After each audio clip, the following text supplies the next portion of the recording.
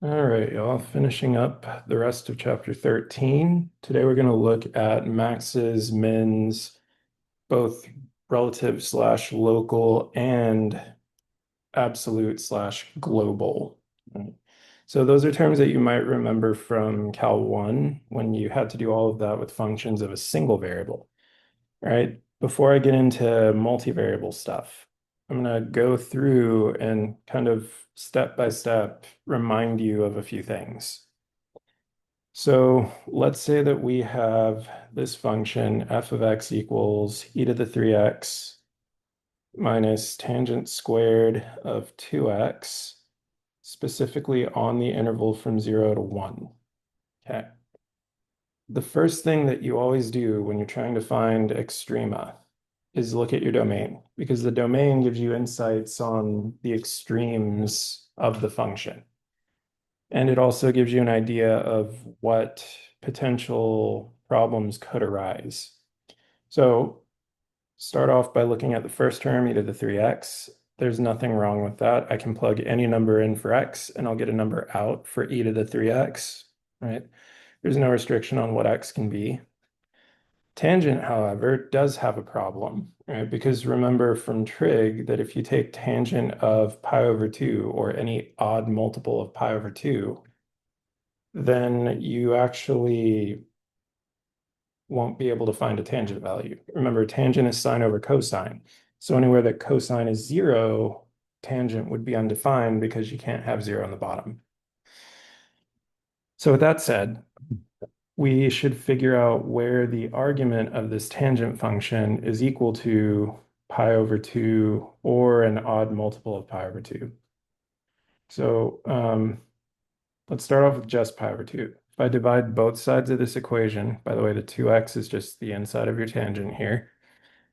If I divide both sides of the equation by 2, I get x is equal to pi over 4. Pi over 4, right? If you remember, pi is 3.14. If I take 3.14 divided by 4, I definitely get something that is less than 1, right? So pi over 4 is going to be a problem number, right? It's going to be a math no-no, right? So pi over 4 cannot be in our domain. Because we know that this is going to continue, we should technically add and subtract to find like the odd multiple of pi over 2 that comes before and after, right? Before won't matter because we're stuck between 0 and 1. And before pi over 2, negative pi over 2 is the next one. And that won't be in between 0 and 1. But if I were to go to the next one, 2x is equal to 3 pi over 2. Okay, divide both sides by 2, I get x is equal to 3 pi over 4. And 3 times pi would be definitely way more than 4, right? So 3 pi over 4 would definitely be greater than 1. So we don't need to worry about that x value, right? We can stop at pi over 4. And with that said, we know that this number is not going to be in our domain. So if I had to write in interval notation what my domain is, which I'm not going to do, I'm just going to do set notation because that's what we would need to do for multiple variables. I would say that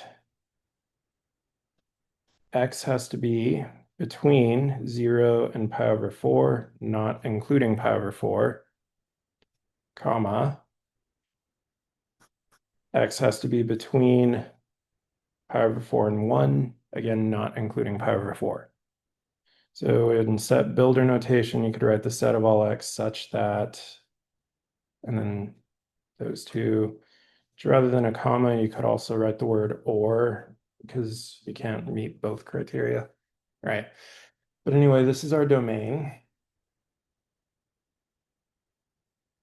And to remind you, in interval notation, that would just be 0 to pi over 4, parenthesis, because we can't use pi over 4, union pi over 4 to 1. So now that we've got our domain, we can go to the next part that asks us to find critical values. So critical values. We already know that x equals pi over 4 is going to be a critical value. Because remember, in essence, a critical value is anything where our derivative f prime of x is equal to 0 or is undefined. And since pi over 4 is not in the domain of f, we know that f prime of pi over 4 would also be undefined, right? If f doesn't exist there, then its derivative also does not exist there. So now that we've got that one, let's get any other possible critical values by setting f prime of x equal to 0. So f prime of x, we end up getting, for the first term, 3e to the 3x. Remember, the way that you take the derivative of this guy is you look at your exponent, you ask yourself, what is the derivative of that exponent? And you multiply the exponential by that. Okay, I said no notifications. Okay, so 3e to the 3x will be the derivative for that first term. Now, for the second one, remember, if you have trig to a power, you can always write it as, in this case, tangent of 2x all squared, right? Looking at it in this way makes it a little more obvious that you have to do a chain rule to find this derivative.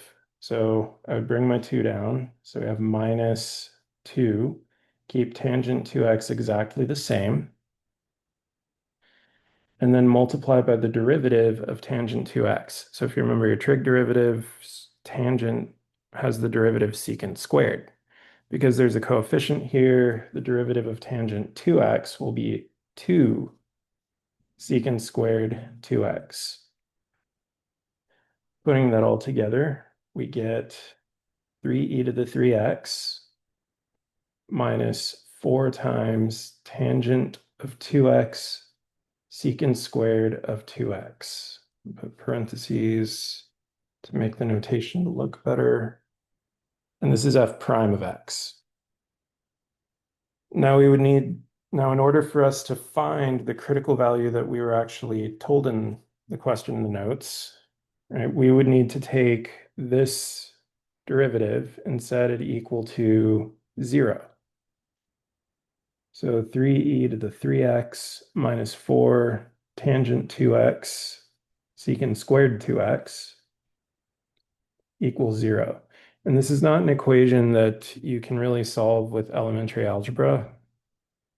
You'd probably have to use numerical methods if I'm being totally honest, but it's not really the point here. The point is that you have to know that you're setting your first derivative equal to 0 to get critical values. And as a result, big shout out to Desmos for solving this one. We get 0.42973 as the critical value, right? That's just the solution to this equation, right? If I were to type this into Desmos and look for the x-intercepts, that's what I would get. If I only look at x values between 0 and 1. Okay, so our critical values that we have are pi over 4 and 0.42973. So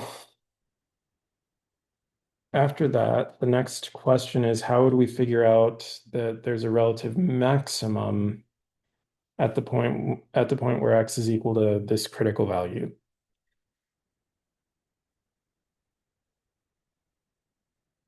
All right, we would figure that out by looking at values of f prime that are immediately before and immediately after this. So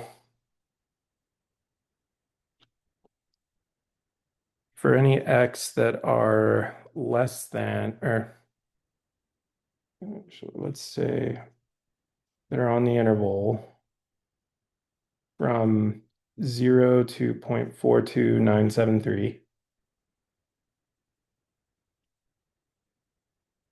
f prime of that value of x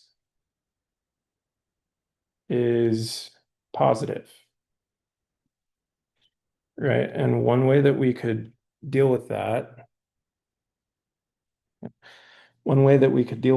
is we could pick any test value that's less than 0.42973 and plug it into f prime of x.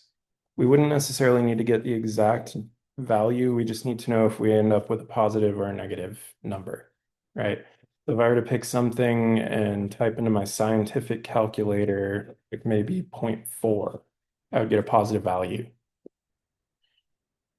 And in a similar way, for any x that is between 0.42973 and the next part of, or the next critical value, pi over 4, which by the way is about 0.7071. All right, so for any x in that interval, we would find that f prime of x is negative. Okay, now remember from Cal 1, in one variable, if f prime is greater than 0, then f is increasing. If f prime is less than 0, then f is decreasing. And if the function f of x changes from increasing to decreasing, that makes a maximum. That's how we know that that's a maximum, right? And if we were to pick a test value between pi over 4 and 1, we would find another thing, which wasn't really asked, but if we were doing a full analysis of that, which we won't because that's Cal 1, um, we would want to know about it. So anyway, the next thing that you're asked in the notes, if we wanted to figure out the absolute maximum and minimum value for f of x on the interval from 0 to 1, how would we do that? And how would we know if they have to exist? So for absolute extrema,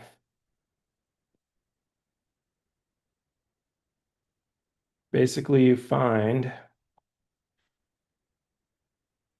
so you're going to plug all critical values and endpoints into f of x. And at that point, remember the highest y coordinate would be the maximum, the lowest y coordinate would be the minimum. However, sometimes functions don't actually have absolute extrema. Like you might have something where there is no absolute minimum because of a vertical asymptote, or there is no absolute maximum because of a vertical asymptote, or there is neither because of a vertical asymptote. Right. In this case, we actually would find that one of those would be missing. Like there, we would either not have an absolute max or not have an absolute min. And the reason for that, the way that we know if there has to be an absolute max and min,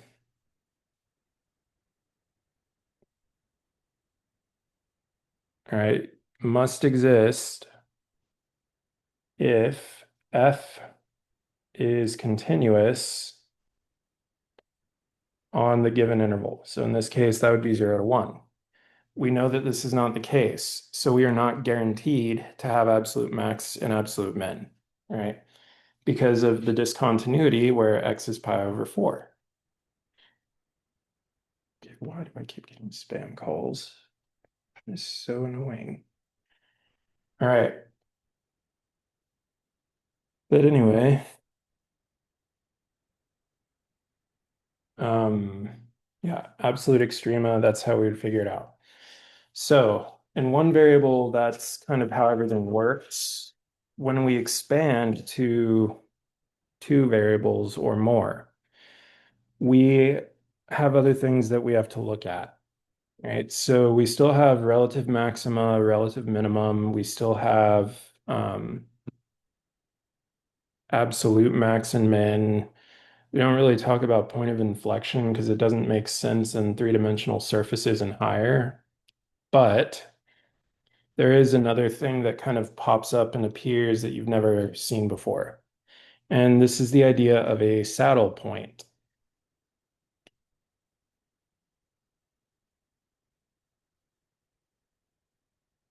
And it's named a saddle point because a real life example of a saddle point is like the saddle that you put on a horse. The example that I gave you was actually my motorcycle seat, which also is referred to as a saddle. All right, but if I were to draw out my motorcycle seat, see if I can do this.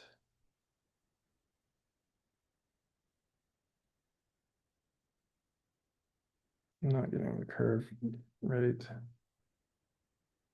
Yeah. Okay. I'm going to approximate my motorcycle chair as a Pringle. Yes.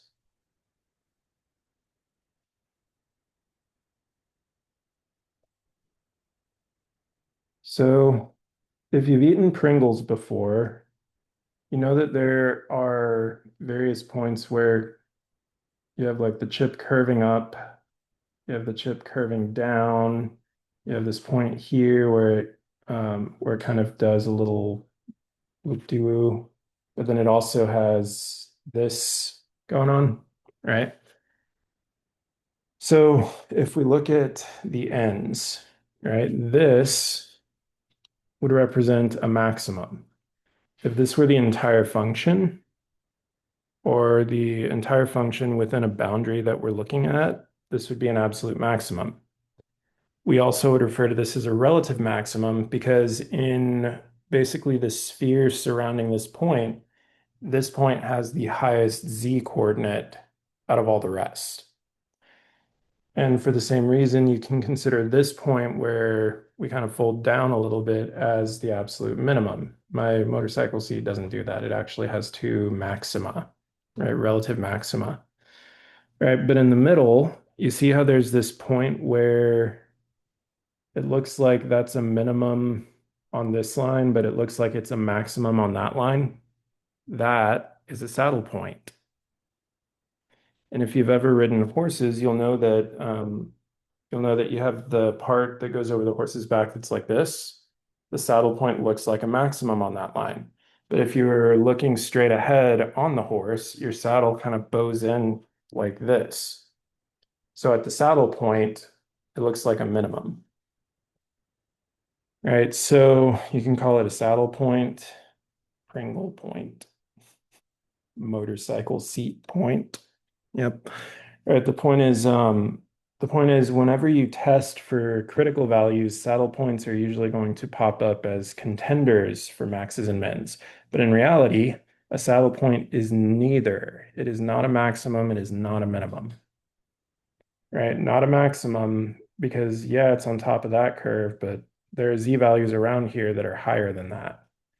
Not a minimum because yeah, it's the minimum on that two-dimensional curve, but in this sphere, there are z coordinates that are lower than that. So it doesn't meet the criteria or the definition of a relative max or a relative min.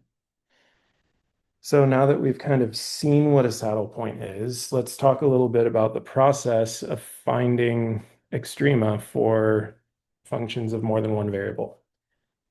So you always want to start off by looking at your domain, look for math no-nos. What are some things that could throw a wrench in it? After that, in addition to that, I should say, you can find any of your critical values. So remember, that's anything that caused a math no-no and anything where I'd say derivative, but that's kind of a vague word in functions of multiple variables.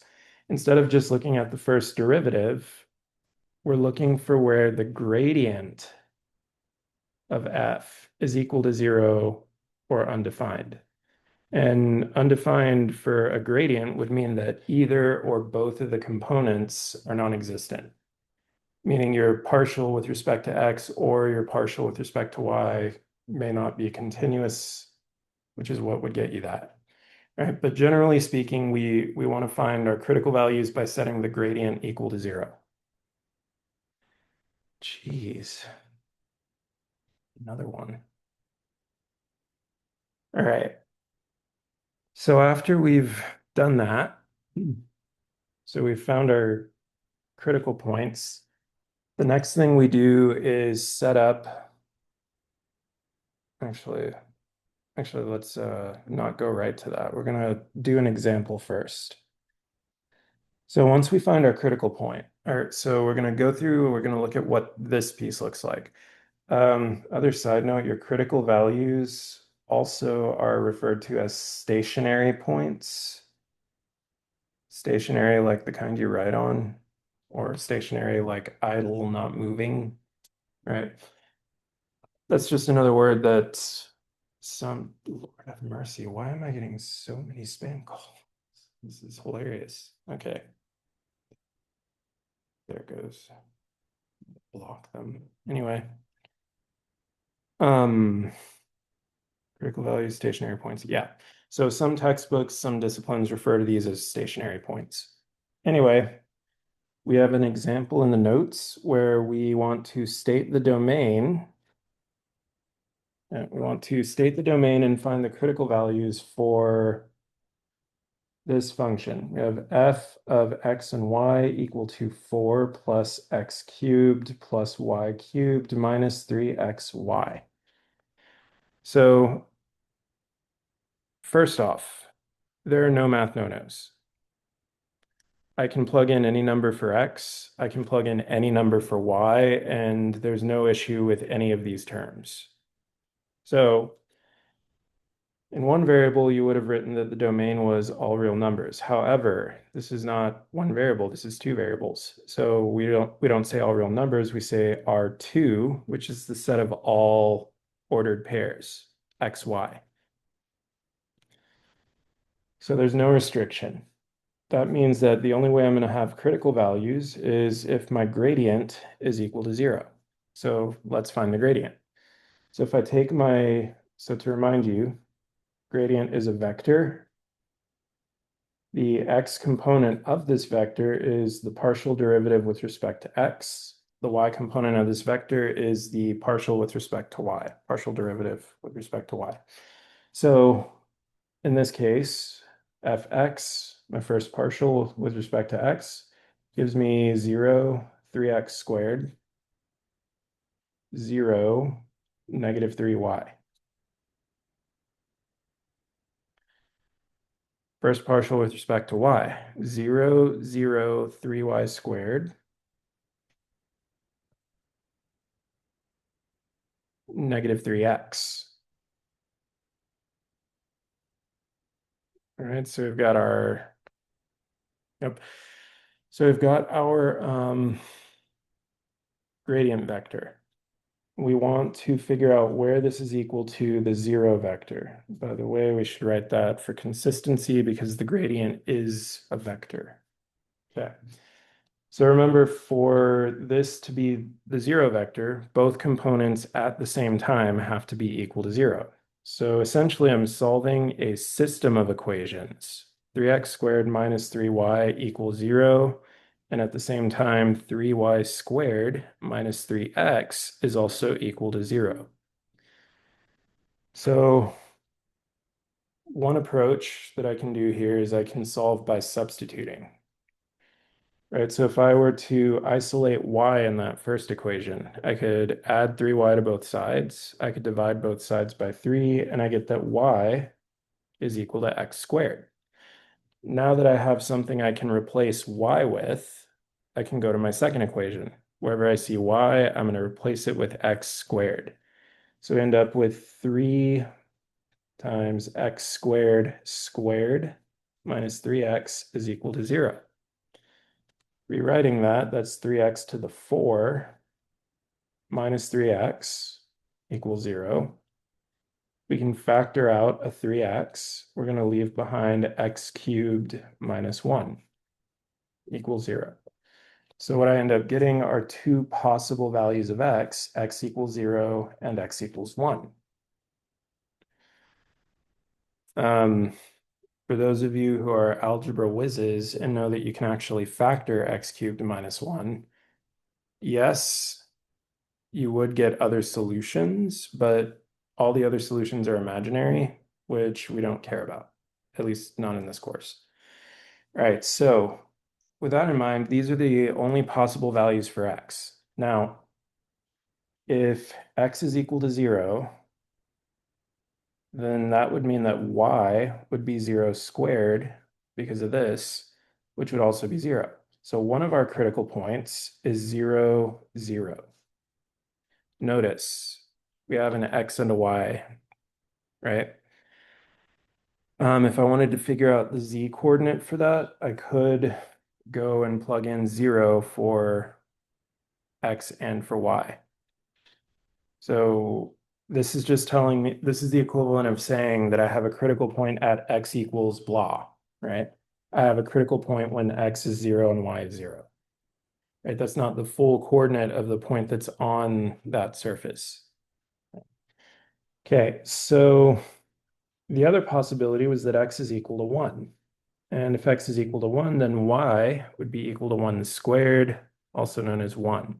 So our other critical point is 1, 1. So again, this is the equivalent of saying x equals blah. That's not the full point on f of xy. The full point would have a z coordinate as well, which we would get from plugging in the x and the y. So with that said, we've got our critical points. And there we go. Now, the next part of figuring out maxes and mins, at least relative maxes, relative mins, is by constructing something called the Hessian matrix.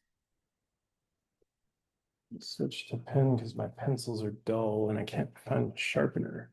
Oh, here it is. Perfect. All right. So the Hessian matrix. The Hessian matrix, as is pointed out in your notes, is a matrix, 2 by 2 matrix, if we're looking at a function of two variables. If we have functions of three variables, then obviously there would be more second derivatives than just four of them, right? But we're not going to worry about Hessian matrices for functions of three variables, right?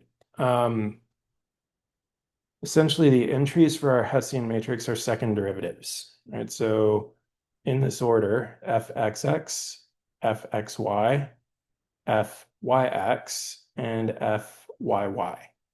So our diagonal elements are the pure second derivatives. So differentiating f with respect to x twice and differentiating f with respect to y twice. The off-diagonal elements are the mixed partial derivatives, okay? And if you remember, there's a theorem that we learned about back when we took second derivatives, which said that if f is a continuous function and its partial derivatives exist, then these mixed partial derivatives are going to be the same, which turns out to be the case for this function and a lot of the functions that you're going to deal with. If you want to safeguard, then you can always just differentiate in the order that these coefficients are written in, right? That would cost you more time, however, right? So if you're looking at the domain anyway, and you notice that there are no math no-nos to worry about, then you know they're going to be the same. So essentially, we have to look at the determinant of the Hessian matrix and use that to determine if the critical points that we found are relative maxes, relative mins, saddle points, or other. Right, so in the notes, there's a nice, neat little table that kind of outlines what the different results could mean. Because you could have a determinant that's positive, a determinant that's negative, right? If your determinant does turn out to be positive, then you know it actually is going to be a relative extremum, right? Specifically a relative minimum if fxx is positive and max if fxx is negative. The way I remember that is positive, if everything is positive, it's a minimum. By everything, I mean the determinant of the Hessian and fxx, right? But if the Hessian's determinant is 0, that would mean that you have, or not 0, is less than 0, is negative. That corresponds to the critical point being a saddle point, which is again that little Pringle point where it's the minimum of that, but it's the maximum of that. That is a much better. Why couldn't I do that earlier? Right, but anyway, this is what that point would represent if we get a determinant that's negative. And lastly, if the Hessian matrix has a determinant of zero, meaning the Hessian is what we call singular, singular meaning that the determinant is zero, um, that would mean that this particular test that we're doing is not conclusive and we need to do a different kind of analysis that I'm not going to get into in this course, right? But if you ever take an advanced multivariable calculus class back at your universities, um, you may actually look into that kind of analysis, right? And it involves higher order derivatives than just the second derivative, which at that point you start getting a whole bunch of different possible partial derivatives and combinatorics comes into it, and yeah, gets really involved. But we're not going to worry about that. We're going to look at these cases only. So this test that we're looking at in particular is known as the second partial derivatives test. It's kind of like how in Cal 1 you learned about the second derivative test. Basically, if you had a critical point on a concave up section of a graph, that's a min. You have a critical point on a concave down, that's a max. Okay. Which is another way that you could try and remember which is min and which is max, right? Concave up, min, positive second derivative. Concave down, max, negative second derivative. Okay. So, anyway, without further ado, let's actually look at an example that uses this.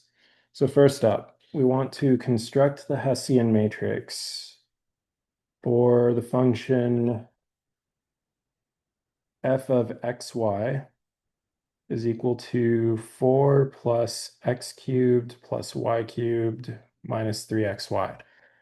And then we want to use the Hessian matrix to determine if each of the critical points are maxima, minima, saddle points, or if the test is inconclusive. So with this, yeah. So this is the function that we used in the last example. So we've already found the critical values, specifically 0, 0. So these are my critical values, 0, 0, and 1, 1. Right, see last example. My Hessian matrix, which I will call H, is equal to the following.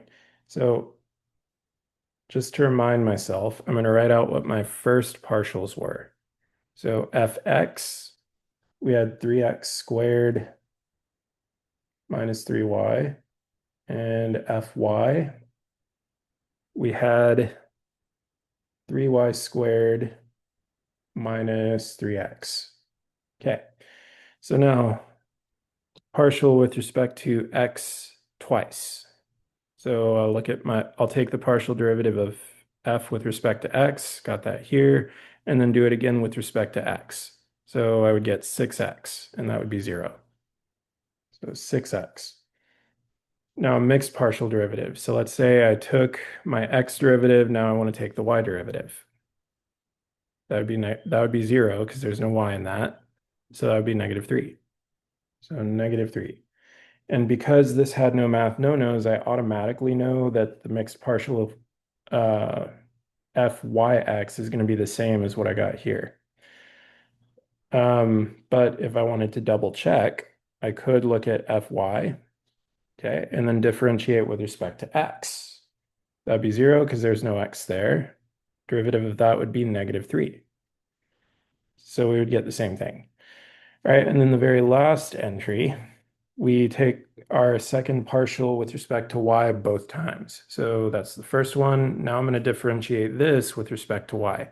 So we get 6y, and then that's 0. So this is my Hessian matrix. That's the first thing it asked me for. The next thing is I want to use it to determine if my critical values are maxes, mins, or saddle points, or if the test is inconclusive. So the determinant, remember, we just multiply our diagonals. So I get 36xy minus, and then I multiply these off diagonals. -3 times -3, I get +9. So this is my determinant in terms of x and y. So if I look at the point 0, 0, right, then I end up with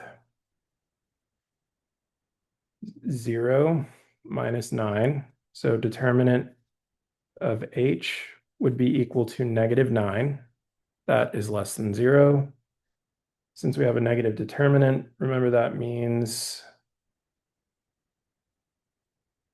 saddle point. So I have a saddle point at 0, 0. Next, 1, 1.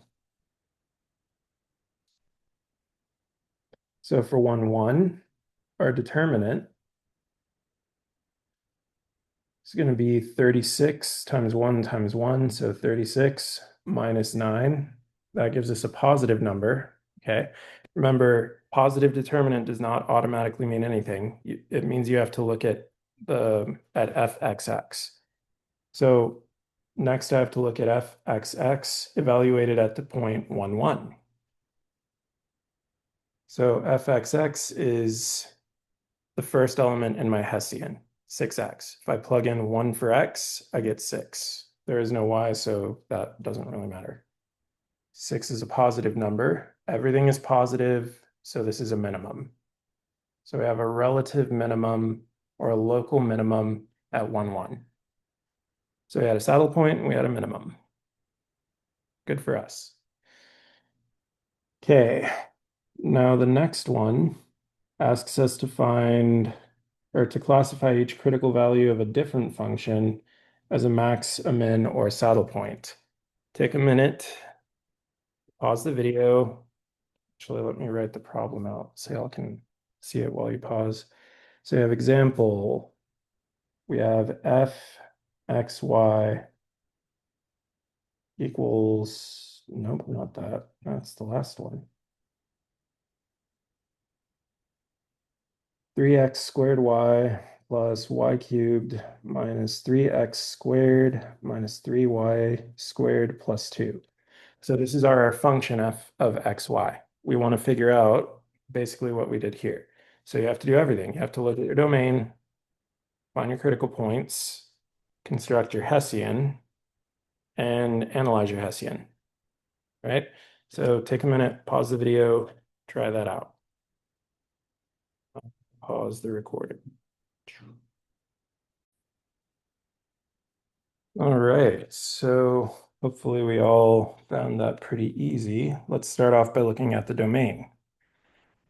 If I look at all of these terms, there is not anything that has a potential math no-no. I can plug in any value of x, any value of y, and nothing will cause an issue. So our domain, again, will be R2. The set of all xy pairs in or where x and y are both real numbers. Okay, so we found our domain. Next, we have to find our critical values by looking at the gradient of f. So derivative with respect to x, it's going to give me 6xy, 0 minus 6x, 0, 0. So that's my I component, right? That's going to give me 3x squared for that term, 3y squared, 0 minus 6y, and 0. And that's my j component. So I can find my critical values by solving the system of equations where I set each component of my gradient equal to 0.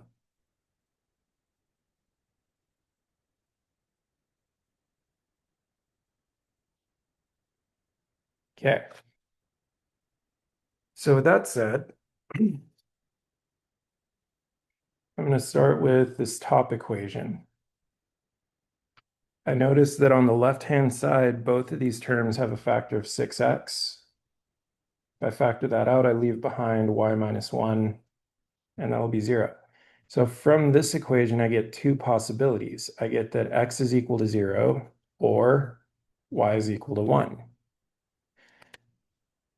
So now I'm going to use each of these possibilities and this equation to find my missing coordinates.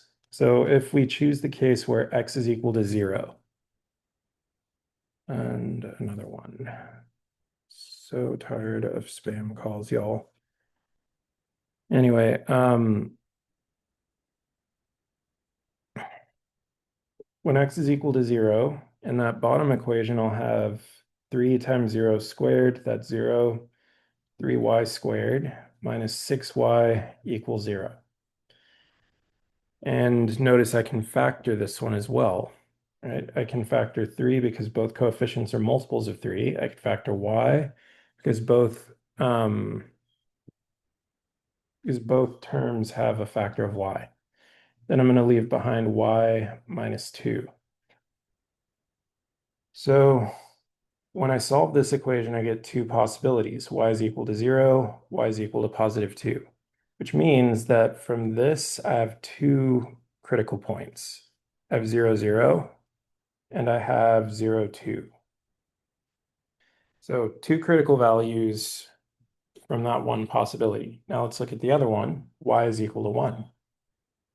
So if I plug 1 in for any y in the second equation, I get 3x squared plus 3 times 1 squared, that's 3, minus 6 times 1, so minus 6 is equal to 0. Rewriting that, that's 3x squared minus 3 equals 0. Notice you can factor a 3 out. So you get 3 times x squared minus 1.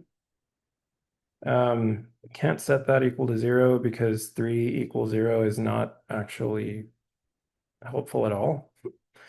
But I can get x squared minus 1 equals 0, which means that x can either be positive 1 or negative 1. So I got two more critical values from y equals 1. Specifically, positive 1, 1, and negative 1, 1. So now I have four critical values that I have to analyze. Lucky for us, it's not too terrible to do. So with that, this out so I can look at my Hessian, or so I can look at my first derivatives. All right. So now that we've got our critical values, remember we want to construct our Hessian matrix. So Hessian matrix, start off with fxx.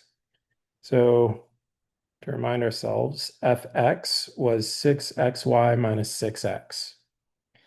If I take the derivative of this with respect to x, I get my first entry. So that'll be 6y minus 6. Okay.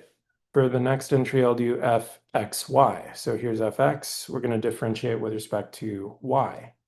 And that'll be 6x for this one and 0 for this one. So that entry will be 6x. Because there were no math no-nos, we know that this mixed partial will also be 6x. And we can always double check ourselves using fy and taking the derivative with respect to x. For the last one, we need fy, which was 3x squared plus 3y squared minus 6y. Okay. So if I take the derivative of this with respect to y, that's 0. That's 6y, and that's minus 6. So we get 6y minus 6.